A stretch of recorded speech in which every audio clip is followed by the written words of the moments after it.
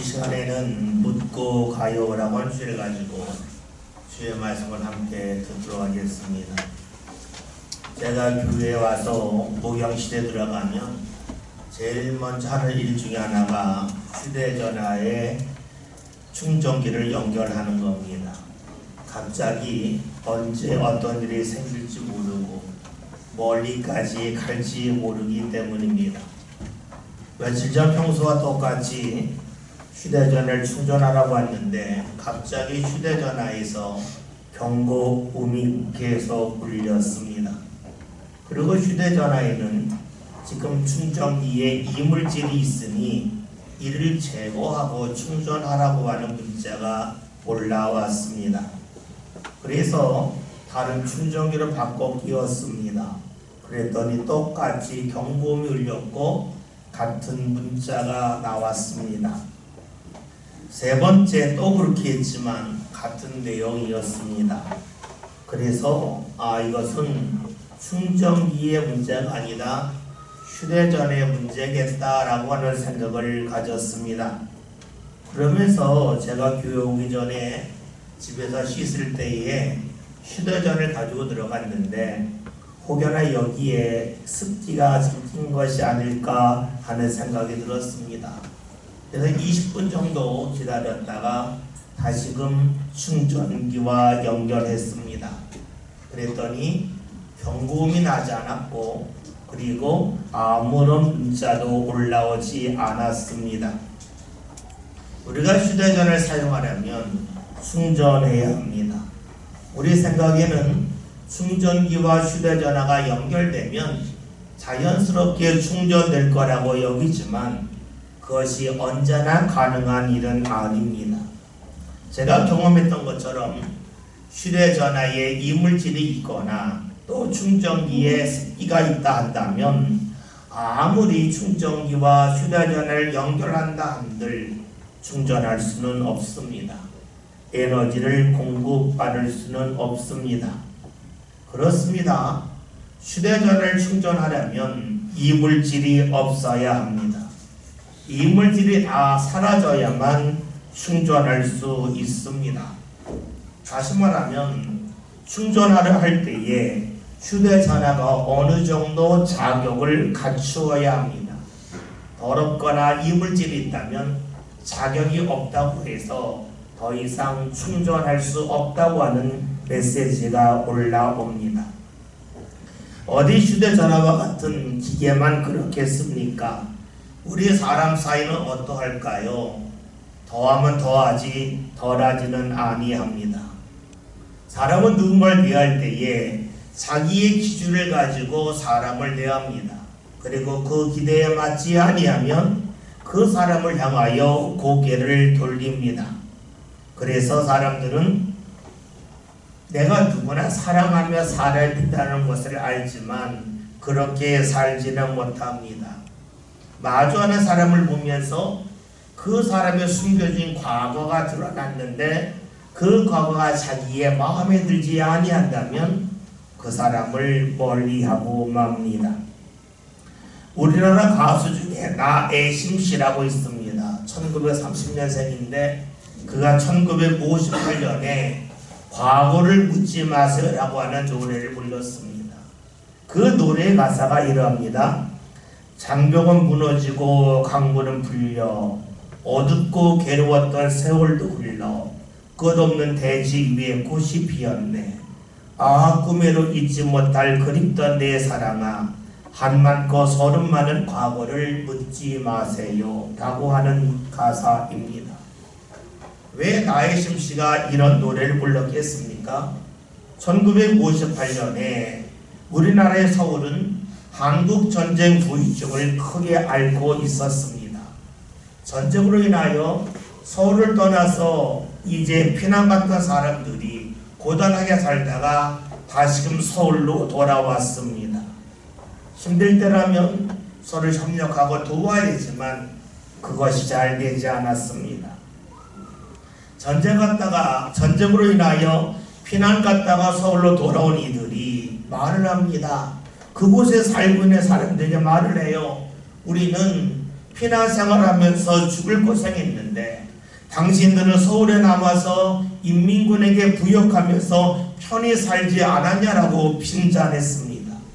그 말을 들은 사람들이 내가 피난 가기 싫어서 안 가는 줄 아냐. 우리 집에 늙으신 어머니가 계신데 그 어머니 모시고 갈 수 없어서 어쩔 수 없이 서울에 남았다라고 말합니다. 서로 간에 감정이 좋지 않았어요.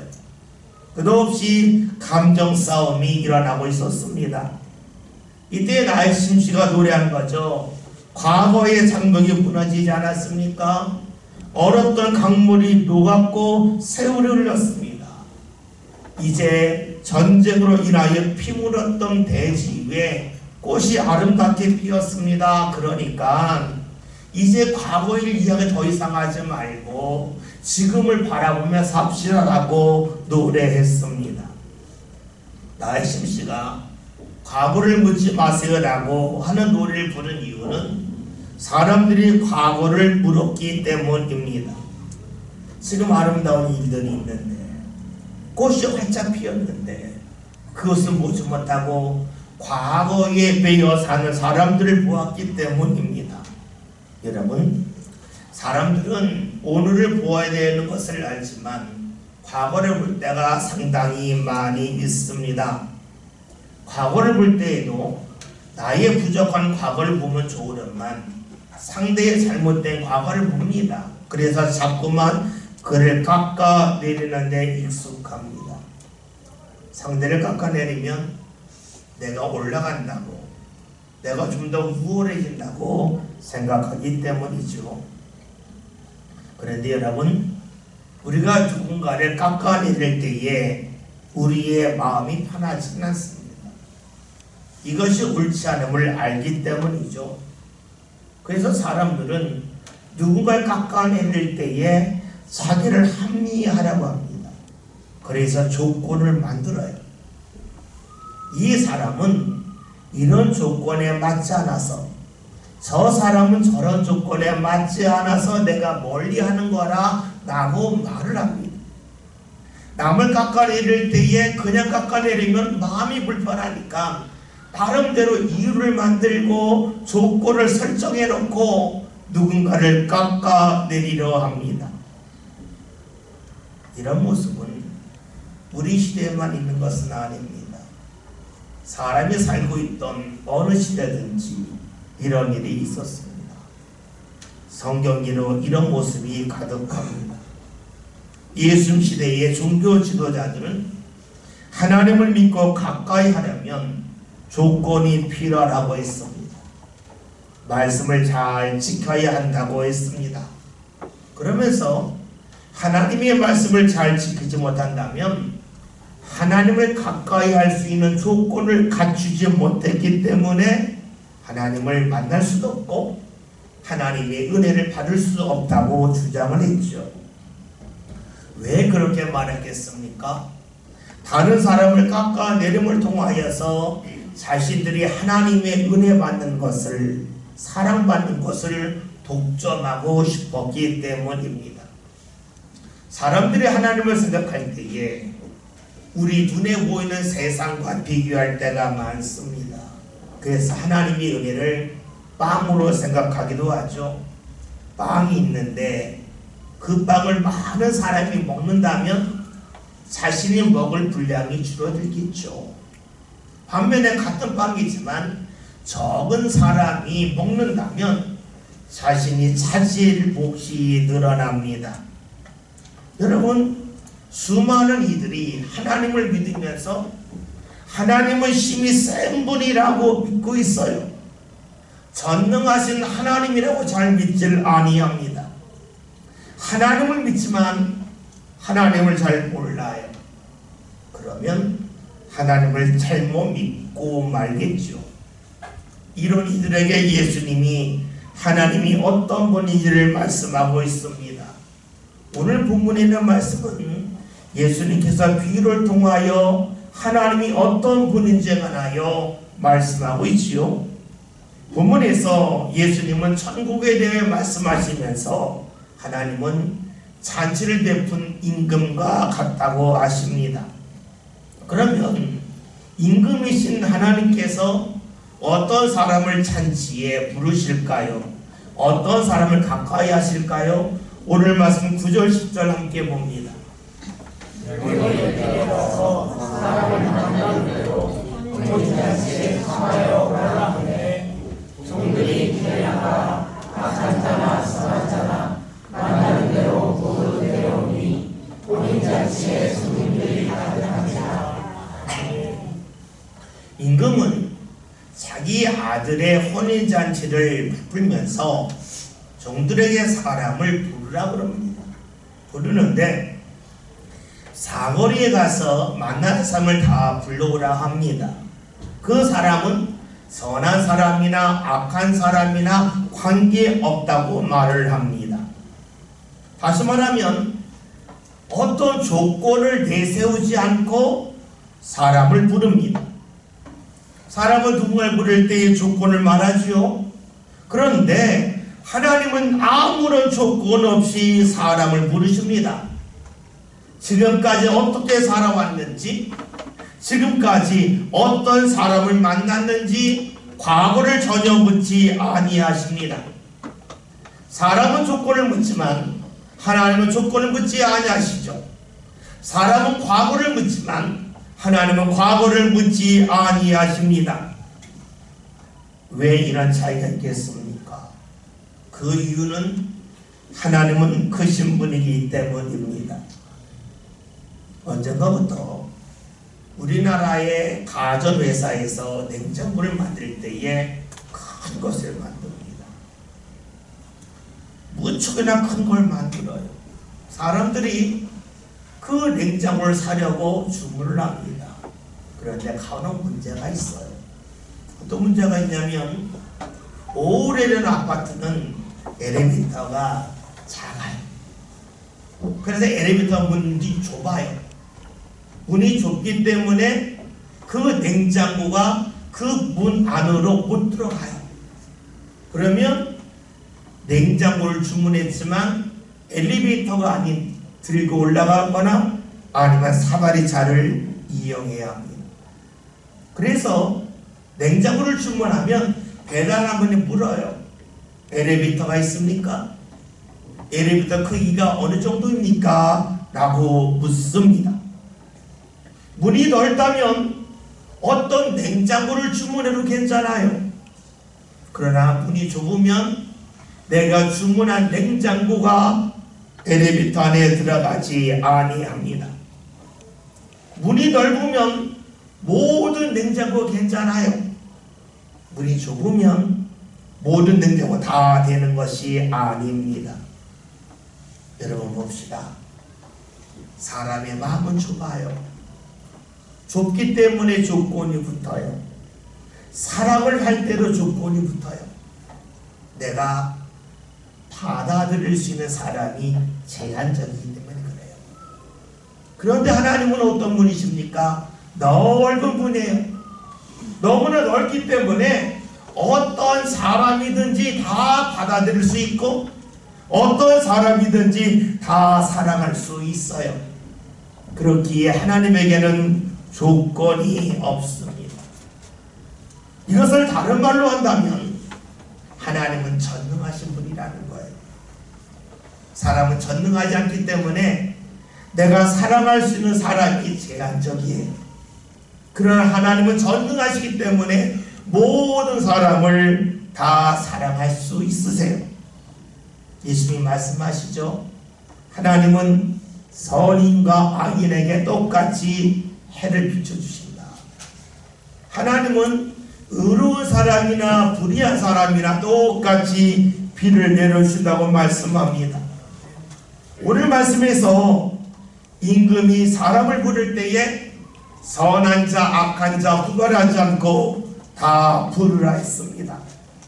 즉 하나님께서 우리를 부르실 때에 모든 사람을 다 부르신다는 겁니다. 내가 지금까지 어떻게 살아왔든 관계없이 주께서 우리를 부르신다는 겁니다. 나의 직업, 나의 건강상태, 나의 사회적인 지위 전혀 문제 삼지 않고 주께서 우리를 부르신다는 것이지요. 우리가 하나님을 왜 믿습니까? 하나님이 좋은 분이기 때문에 그래요. 하나님이 내가 아무리 죄를 범했다 할지라도, 사람들이 나에게 손가락질한다 할지라도 주께서 나를 받아주시는 분이기에, 좋은 분이기에 우리는 하나님을 믿습니다. 여러분 생각해 봅시다. 만약에 하나님이 작은 분이라서 조건 속에서 우리를 받아주시고 사랑하신다면 어떻게 되겠습니까? 내가 하나님의 사랑을 받을 때에 자부심을 가질 수도 있어요. 다른 사람은 조건이 안 돼서 하나님의 사랑받지 못하는데 나는 자격 갖춰서 조건이 충족되어서 하나님의 사랑받는다고 하는 자부심을 가질 수 있습니다. 그런데 여러분, 그렇게 우리가 하나님을 믿는다면 어떻게 되겠습니까? 늘 긴장해야 합니다.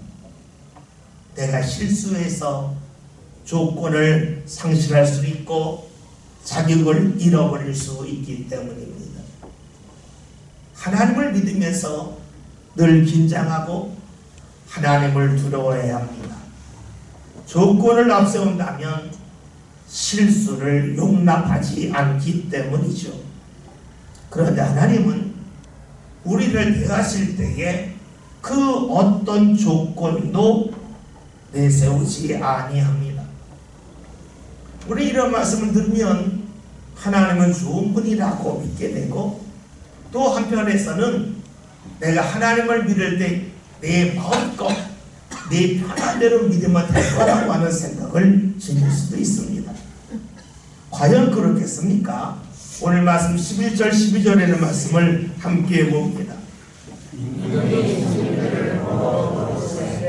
거기서 예복을 잊지 않는 사람을 보고 이르되 친구여 어찌하여 예복을 잊지 않고 여기 들어왔느냐 하니 그가 얼마나 못하네. 아멘. 말씀을 보면 임금이 잔치에 모인 사람을 여기저기 다니면서 인사하다가 한 사람을 만났어요. 근데 그 사람이 예복을 안 입은 거예요. 그러니까 임금이 화가 나서 말합니다. 너 왜 예복을 안 입었냐? 라고 말을 합니다. 우리는 말씀을 읽으면서 좀 당황하게 돼요. 왜냐하면 거기에 있는 사람들이 처음부터 잔치에 가겠다고 준비하고 온 사람들이 아니잖아요. 길거리에서 만난 사람들이에요. 잔치에 갈 거라고 생각하지 갑자기 불러서 잔치에 갔어요. 평소에 입고 있던 옷 그대로 입고 갔어요. 우리 말하면 운동복을 입고 갈 수도 있고, 작업복을 입고 갈 수도 있고, 평상시 복을 입고 갈 수도 있을 거예요. 그렇다면 자연스럽게 예복이 없잖아요. 그런데 갑자기 임금이 왜 예복 준비하지 않았냐라고 묻는 거예요. 우리 이런 마음 가질 수 있어요. 왜 임금이 이랬다 저랬다 할까라고 묻게 돼요. 그런데 우리가 말씀을 자세히 보면 그러하지 아니함을 알게 돼요. 먼저 살필 수 있는 것은 임금이 많은 사람을 만나다가 단 한 사람에게만 왜 예복을 입지 않았냐고 물었다는 거예요. 여러분, 우리가 무엇을 말할까요? 다른 사람은 다 예복을 입었다는 거예요. 이해가 되지 않지 않습니까? 다 갑자기 왔는데 왜 다른 사람은 다 예복을 입었고 단 한 사람만 예복을 입지 않았겠습니까? 우리는 말씀을 보면서 이해하기 어렵지만 충분히 추론할 수가 있어요. 여러분, 자녀들이 대학을 졸업할 때에 졸업식에 가본 적 있으십니까? 자녀들이 대학을 졸업할 때에 그냥 집에서 나름대로 옷을 입고 가요. 그런데 학교에 가면 다 가운을 줘요. 모자를 줘요. 가운을 입고 모자를 써요. 사진을 찍고 또 가운을 입고 졸업식장에 들어가요. 가운을 자신이 준비한 게 아니에요. 그냥 가요. 가면 준비되어 있는 거예요. 그리고 그걸 입고 사진을 찍고 그것을 입고 졸업식장에 들어갑니다. 이것을 떠올리면 본문의 말씀이 쉽게 다가와요. 왜 많은 사람들 중에서 한 사람만 예복을 안 입었을까? 그러면 나머지는 예복을 어떻게 입었을까? 우리는 충분히 알 수 있어요. 불을 통해 잔치에 들어간 사람에게 다 예복을 주는 거예요. 이거 입고 들어가라. 이거 입고 들어가라. 한 거죠. 그러니까 다른 사람은 다 예복을 입은 거예요. 그런데 한 사람은 그렇게 하지 않았어요. 왜 그랬을까요? 가라는 게 귀찮아서 그럴 수도 있어요. 또 왕국에 처음 오니까 멋진 건물도 있잖아요. 건물 보고 싶어요. 잔치니까 맛있는 음식이 많잖아요. 그 음식 먹고 싶어요. 그러면서 말하죠. 조금 있다가 입었는데 내가 좀 더 먹고 좀 더 즐기다가 나중에 필요할 때 입으면 돼 하면서 예복 입기를 계속해서 미뤘다고 볼 수가 있어요. 다른 사람들도 귀찮은 건 마찬가지예요. 그러나 다 입었어요. 그러나 한 사람만 입지 않았습니다. 이때 왕이 말하지 않습니까? 12절 다시 한번 보겠습니다. 이르되 친구여 어찌하여 예복을 입지 않고 여기 들어가느냐니 그가 아무 말도 못하거늘. 아멘. 그가 아무 말도 하지 못하니까 여기 쓴 거죠. 왜냐하면 줬는데 안 입었기 때문에. 만약에 예복을 가져오라고 했으면 부르지 말았어야 되는데 그러지 않았다는 거죠. 이 사람이 합리적으로 반박하지 못한 이유는 잔치가 열릴 때에 본인이 예복을 준비한 것이 아니라 준비한 예복이 있음에도 불구하고 입지 않았기 때문입니다. 다시 말하면 잔치에 들어와서 왕이 제공하는 옷을 입지 않습니다. 그 옷을 받아들이지 아니합니다. 봅시다. 왕은 그 사람을 부를 때에 자격이 있어서 부른 게 아니에요. 외모를 전혀 보지 않았어요. 그 사람 자체를 보고 존중해 주었습니다. 그런데 초청받은 이 사람은 왕을, 임금을 존중하지 않습니다. 자신은 존중받아서 그 자리에 왔는데 그 자리에 와서 왕을, 임금을 존중하지 아니합니다. 여러분, 무엇을 말할까요? 잔치 자리에는 들어왔는데 그 자리에서 무엇을 해야 될지를 생각하지 않았습니다. 내가 무엇을 해야 될지 묻지 않았습니다. 반면에 예복을 입은 사람들은 어떠한 사람들입니까? 왕이 입으라고 한 옷이 처음 입는 옷이라 귀찮을 수도 있고 거추장스러울 수도 있어요. 그런데 입어요. 왜냐하면 왕이 자신을 존중해 준 것에 비하면 옷을 입는 것은 아무것도 아니기 때문이에요. 왕이 자신을 부른 것이 하찮은 일이라면 귀찮아서 옷 안 입어 그럴 수 있어요. 그러나 왕이 자신을 부른 것에 비하면 옷 입는 것은 별일 아니에요.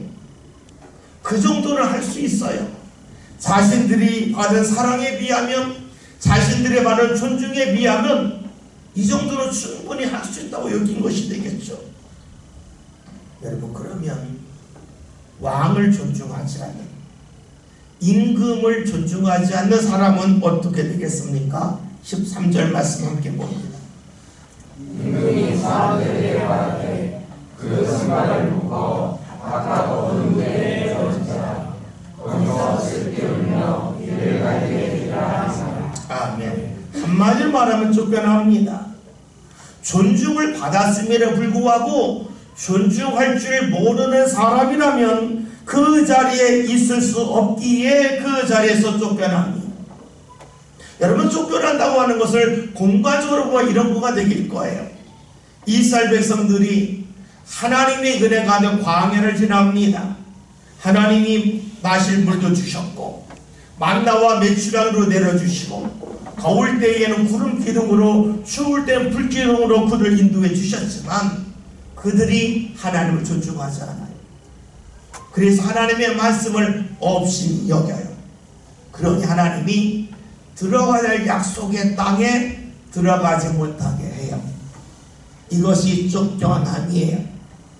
쫓겨난다고 하는 것은 은혜 받을 자리에서 더 이상 은혜 받지 못한다는 말로 볼 수 있어요. 다시 봅시다. 혼인잔치에 참여한 사람이 있습니다. 멋진 건물도 보고 맛있는 음식도 보고 요즘으로 말하면 각종 쇼를 다 보고 있습니다. 그런데 왕을 존중하지 않아요. 그 왕이 그를 쫓아냅니다. 더 이상 쇼 볼 수 없다. 더 이상 멋진 건물 볼 수 없다. 더 이상 맛있는 음식을 너한테 제공하지 않겠다 하면서 그와 관계를 끊어버립니다. 그게 쫓아내는 겁니다. 우리 말씀을 보면서 하나님께서 예수님 동안 왜 이런 말씀을 주셨으려 하여 질문하게 돼요. 은혜를 받았지만 하나님의 은혜를 알지만 하나님을 존중하지 않는 사람들이 너무나 많다는 거예요. 그런데 하나님을 존중하지 않는 사람의 특징이 무엇이냐면 조금 있다 하면 되지, 지금 말고 조금 있다 하면 되지 하는 거예요. 좀 더 먹고 좀 더 보고 좀 더 즐기다가 때가 되면 예복을 입으면 돼, 아무 때나 입으면 되지 않을까 하는 마음을 갖고 미루고 또 미는 사람들이에요. 그 사람들이 언제까지 은혜를 받을 수 있겠습니까? 그러하지 않아요. 어느 순간 쫓겨남을 말씀하고 있습니다. 아마 이들은 몰랐을 거예요. 예복을 안 입는 것이 얼마나 심각한 결과를 가져올 줄을 몰랐을 거예요. 이들은 몰랐을 거예요. 자신들이 하나님을 존중하는 것이 마음에만 있지 않고 몸으로 표현되는 것이 얼마나 중요한지를 몰랐을 거예요. 이들은 몰랐을 거예요. 예복 입은 나 자신을 왕이 얼마나 가치 있게 여기고 존중해 준 줄을 몰랐다는 거예요. 이렇게 말씀을 읽다 보면 우리 이 말씀이 우리를 향한 말씀임을 알 수가 있어요. 우리는 하나님 앞에 나오면서 하나님을 존중하지 않는 것이 얼마나 심각한지를 잘 몰라요. 여러분, 하나님은 내 중심을 보시지요. 그러나 여러분, 나는 내 중심을 몰라요. 내 마음을 몰라요. 내 마음은 행동을 통하여 드러나요. 그래서 우리가 하나님을 존중할 때 어떡합니까? 찬송할 때 찬송합니다. 기도할 때 기도합니다. 말씀 읽을 때 말씀 읽습니다. 내가 정말로 하나님을 존중하는데 찬송할 때 찬송하지 않고 기도할 때 기도하지 않고 말씀 읽을 때에 입을 닫지 않습니다. 말씀에서 하나님을 존중하지 않는 사람이 쫓겨남을 말씀하고 있습니다. 그런데 예수님이 말씀을 여기서 멈추지 아니합니다. 14절에는 말씀 함께 봅니다. 성함을 가진 자들한테 택함을 입은 자는 적으리라. 아멘. 예수님은 잔치에 대하여 말씀을 하시면서 한 사람이 쫓겨남을 말씀하고 있지만 맨 마지막에 주신 말씀은 그런데 이런 사람이 너무나 많다고 말씀하고 있어요. 잔치에 부름받은 청함을 받은 사람은 너무나 많이 있지만 그 청함 받은 사람 중에서 정말로 하나님을 존중하는 사람은 너무나 적다 하고 말씀하고 있습니다. 하나님이 주시는 은혜를 받을 대상은 많아요. 그런데 은혜를 받는 사람은 적다는 겁니다. 옷을 입으면 되는데 옷 입는 게 귀찮다는 거예요. 지금 내 모습 이대로가 편하다는 거예요. 내 모습, 즉 익숙한 모습대로 사는 것이 훨씬 더 쉽다는 거예요. 그래서 하나님 주시는 은혜를 받지 못하는 것의 심각성을 모릅니다. 하나님의 은혜가 얼마나 중요한지를, 그 가치를 모릅니다.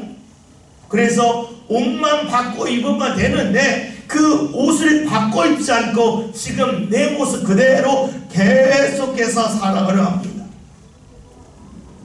옷을 입는다고 하는 것을 다른 말로 하면 익숙함에서 벗어나는 거라고 볼 수 있어요. 입던 옷이 아닌 새 옷을 입는 것은 익숙하지 않은 것이지요. 주님은 말씀하고 계셔요. 하나님의 은혜를 누가 계속해서 받을 수가 있을까? 옷을 바꿔 입을 수 있는 사람, 다른 말로 하면 오늘 나의 삶에 익숙함에서 벗어나는 사람이라는 겁니다. 익숙함에서 벗어난다 하면 우리는 공간적인 변화를 생각을 합니다. 그렇죠. 공간이 달라지는 것은 익숙한 데에서 낯선 곳으로 가는 거예요. 그런데 그보다 더 중요한 것이 있어요. 내 마음과 생각이 익숙함에서 벗어나는 거예요.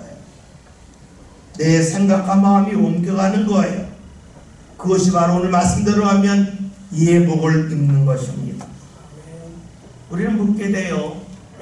우리 몸을 움직이는 것이 쉬운데 우리의 마음과 생각을 어떻게 움직입니까? 라고 묻죠. 성경은 아주 간단하게 말씀합니다. 하나님께 기도하라는 겁니다. 기도는 하나님을 만나는 겁니다. 하나님을 만난다고 하는 것은 내 자리가 하나님의 자리로 옮겨가는 겁니다. 그 자리에서 나를 보는 겁니다. 그것이 바로 익숙함에서 벗어나는 겁니다.